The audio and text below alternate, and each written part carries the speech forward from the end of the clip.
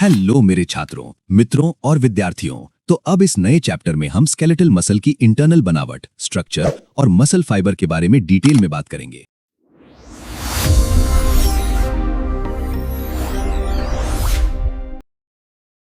Muscle mass या muscle tissue बहुत सारी इंडिविजुअल सेल्स से मिलकर बनता है, जिन्हें मायोसाइट्स कहते हैं।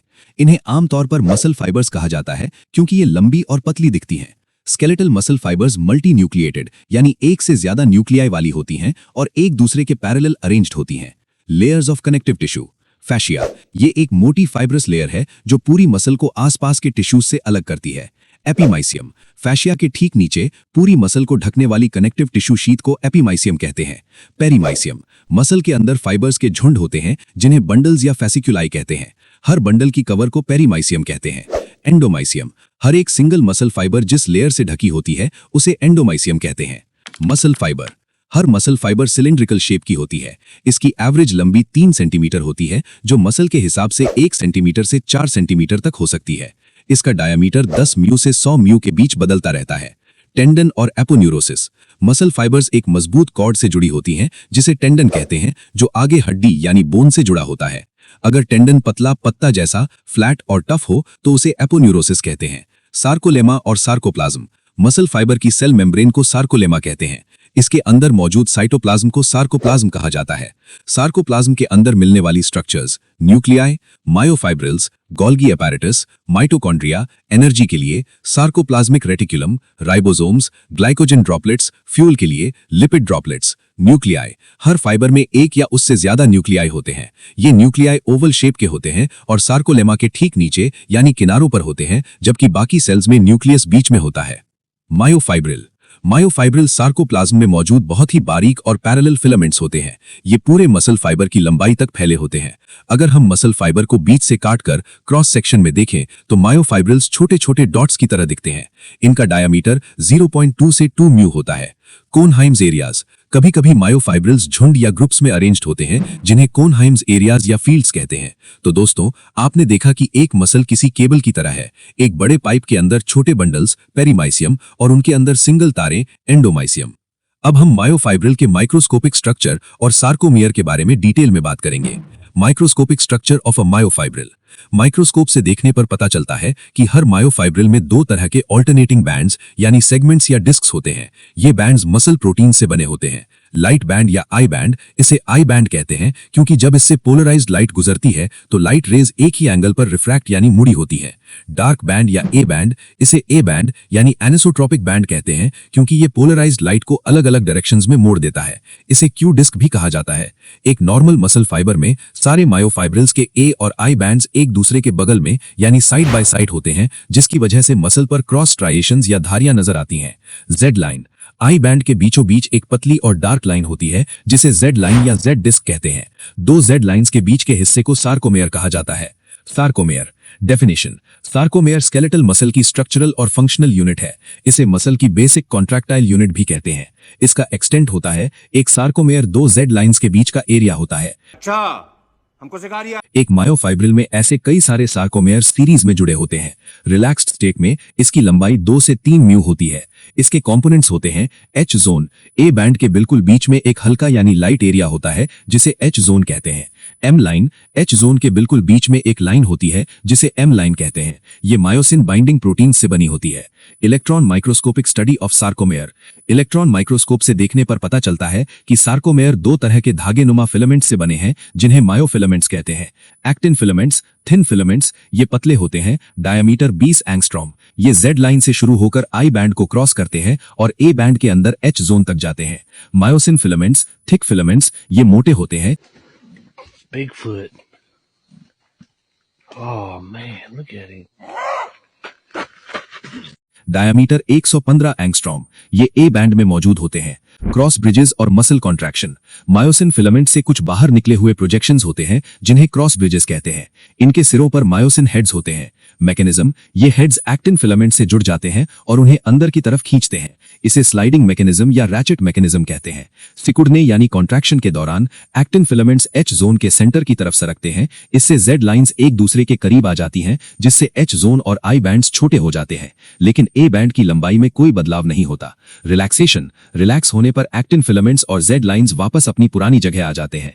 तो ध्यान रखना दोस्तों, एग्जाम में अक्सर पूछा जाता है कि कॉन्ट्रैक्शन के वक्त कौन सा बैंड छोटा होता है। याद रखना, आई बैंड और एच जोन छोटे होते हैं, पर ए बैंड वैसा ही रहता है। अब हम मसल प्रोटीन्स यानी कॉन्ट्रैक्टाइल एलिमेंट्स के बारे में डिटेल में बात करेंगे। कॉन्ट्रैक्टाइल एलिमेंट्स या proteins. Myosin filaments myosin molecules से बने होते हैं, जबकि एक्टिन फिलामेंट्स 3 तरह के प्रोटीन से मिलकर बनते हैं: एक्टिन, ट्रोपोमायोसिन और ट्रोपोनिन। ये चारों मिलकर मसल के कॉन्ट्रैक्टाइल प्रोटीन्स कहलाते हैं। Myosin molecule.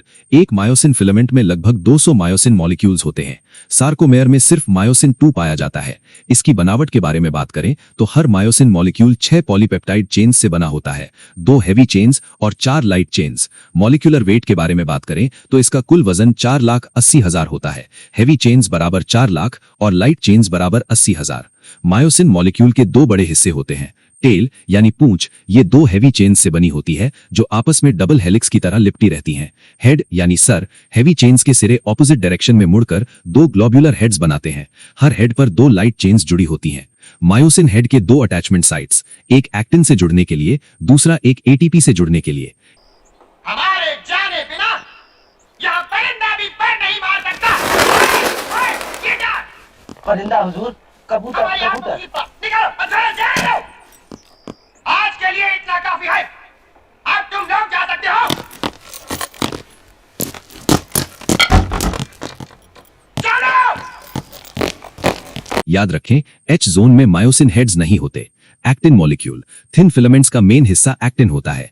हर एक्टिन मॉलिक्यूल को एफ एक्टिन यानी फाइब्रस एक्टिन कहते हैं, जो बहुत सारे जी एक्टिन यानी ग्लोब्यूलर एक्टिन से मिलकर बना होता है। एक फिलामेंट में 300 से 400 एक्टिन मॉलिक्यूल्स होते हैं और ये भी डबल हेलिक्स में अरेंज्ड होते हैं। हर एफ एक्टिन पर एक एक्टिव साइट होती है जहां मायोसिन हेड चिपकता है। ट्रोपोमायोसिन। एक एक्टिन फिलामेंट पर लगभग 40 से 60 ट्रोपोमायोसिन मॉलिक्यूल्स होते हैं। रोल। जब मसल रिलैक्स्ड स्टेट में होती है तब ये ट्रोपोमायोसिन मॉलिक्यूल्स एक्टिन की एक्टिव साइट्स को कवर कर लेते हैं ताकि मायोसिन हेड उनसे न जुड़ सके। ट्रोपोनिन। ये 3 सब यूनिट से मिलकर बना होता है। ट्रोपोनिन आई जो एफ एक्टिन से जुड़ा होता है, ट्रोपोनिन टी जो ट्रोपोमायोसिन से जुड़ा होता है, ट्रोपोनिन सी जो कैल्शियम आयन से जुड़ता है।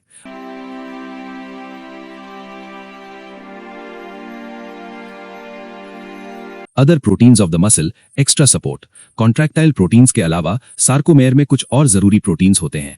एक्टिनिन, ये एक्टिन फिलामेंट को जेड लाइन से जोड़कर रखता है। डेस्मिन, ये जेड लाइन को सार्कोलेमा से जोड़ता है। नेब्यूलिन, ये एक्टिन फिलामेंट्स के पैरेलल चलता है। टिटिन, ये एक बहुत बड़ा प्रोटीन है जो एम लाइन और जेड लाइन को जोड़ता है। ये मसल को इलास्टिसिटी यानी लचीलापन देता है और उसे ज्यादा खींचने यानी ओवर स्ट्रेचिंग से बचाता है। तो दोस्तों, ये प्रोटीन एक टीम की तरह काम करते हैं। ट्रोपोनिन और ट्रोपोमायोसिन गेटकीपर हैं जो तब तक मायोसिन को एक्टिन से नहीं जुड़ने देते जब तक कैल्शियम की परमिशन ना मिल जाए। अब हम सार्कोट्यूबुलर सिस्टम यानी मसल का ट्रांसपोर्टेशन और स्टोरेज सिस्टम और मसल की कॉम्पोजिशन के बारे में डिटेल में बात करेंगे। सार्कोट्यूबुलर सिस्टम। सार्कोट्यूबुलर सिस्टम मसल फाइबर के सार्कोप्लाज्म में मौजूद वेसिकल्स और ट्यूब्यूल्स का एक मेम्ब्रेनस नेटवर्क है। ये सार्कोप्लाज्म में धसे हुए मायोफाइब्रिल्स को चारों तरफ से घेर कर रखता है। Structures constituting the system. ये सिस्टम मुख्य रूप से 2 तरह की नलियों से बना है: टी टिब्यूल्स, ट्रांसवर्स टिब्यूल्स। ये सार्कोलेमा यानी सेल मेम्ब्रेन के अंदर की तरफ मुड़ने इन्वेजिनेशन से बनती हैं। ये मसल फाइबर को एक तरफ से दूसरी तरफ तक पूरा पार पेनिट्रेट करती हैं। क्योंकि ये सार्कोलेमा से बनती हैं, इसलिए ये बाहर की तरफ खुलती हैं, इसलिए इनके अंदर ECF यानी एक्स्ट्रा सेल्युलर फ्लूइड बहता है। L tubules, sarcoplasmic reticulum. ये लॉन्गिट्यूडनल टिब्यूल्स हैं जो मसल फाइबर की लंबाई के हिसाब से चलती हैं। ये मायोफाइब्रिल्स के चारों तरफ एक क्लोज्ड सिस्टम बनाती हैं और टी टिब्यूल्स की तरह बाहर नहीं खुलती।